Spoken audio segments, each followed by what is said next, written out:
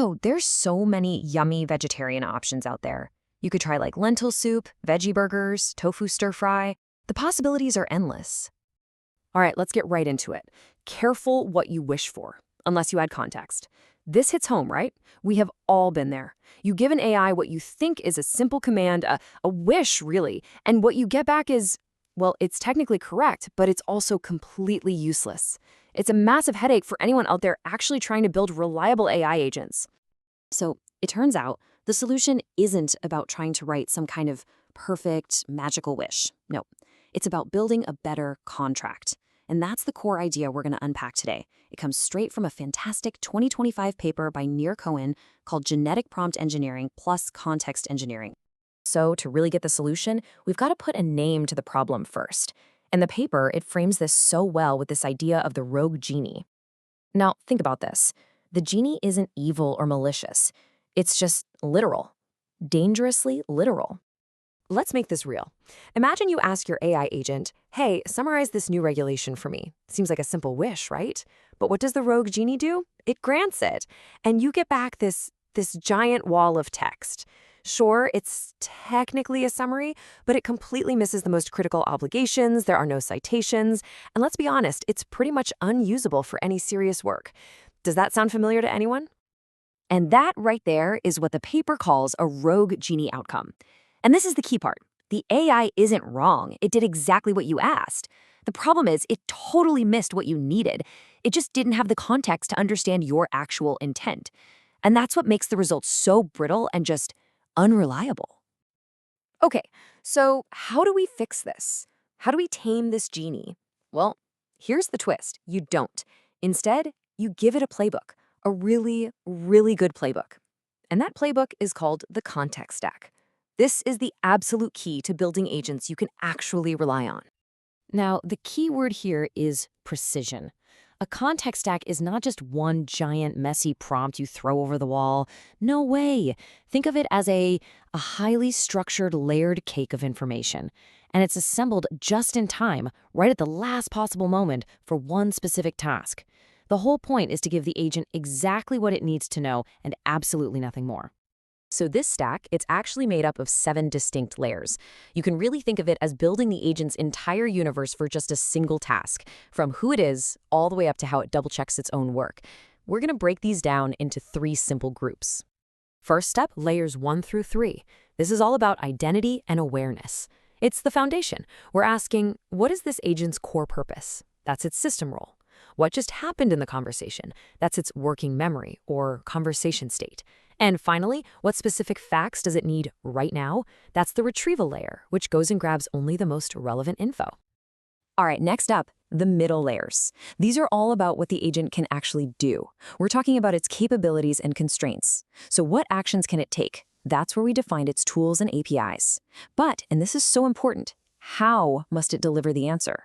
That's the output schema. Think of it as a super strict contract that forces the result into a clean, predictable format. We're done with those rambling paragraphs for good. And finally, we've got the top layers, safety and quality. These are the final checkpoints. Guardrails are your non-negotiables, the hard and fast rules, like corporate policies or legal stuff. And then evaluation hooks are like the final inspection. They're automated tests that make sure the output isn't just formatted correctly, but that it's actually valid, accurate, and safe. Okay, that's the theory. It sounds good, right? But let's see what this actually looks like in practice, because this is where the power of the context stack really, really shines. Check this out. On the left, you see that vague, ambiguous wish we started with. But on the right, that's not a wish. That's a plan. Look at the difference. This isn't a casual chat. It's a work order. We've spelled out the exact task, the source file, the only tool the agent is allowed to touch, and the precise schema for the output. We have completely replaced ambiguity with a rock-solid contract. And here is the payoff. That simple wish gets you that brittle, unstructured blob of text we saw before. But the plan, the one powered by the context stack, it gives you a perfect structured JSON object. It has exactly the fields we asked for, summary, key obligations, even citations. And see that little schema valid checkmark? That's our proof it passed its final quality gate. This isn't just a better result. It's a reliable, auditable, and trustworthy result. Now, I've got to point out a super common pitfall here. You might be thinking, great, I'll just add more context. But more isn't always better. In fact, just dumping everything you have into the prompt is a classic mistake. The real goal is what the paper calls minimal viable context. So let's look at the two extremes. On one side, you've got context bloat. This is kind of the lazy approach, right? You're just dumping entire documents, long chat histories.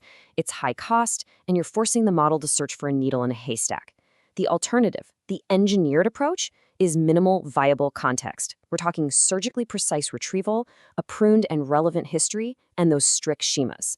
This is all about low-cost, high signal. Okay, let's wrap this up. When you boil it all down, the fundamental shift we're talking about is moving away from making wishes and starting to engineer plans. So what are the big takeaways here? First, without context, even the best models are going to act like that rogue genie. Second, the context stack is your framework for assembling just enough super relevant layers for any given task. Third, things like source grounding, only allowing certain tools, and using schemas. These are your guardrails for constraining the agent's behavior.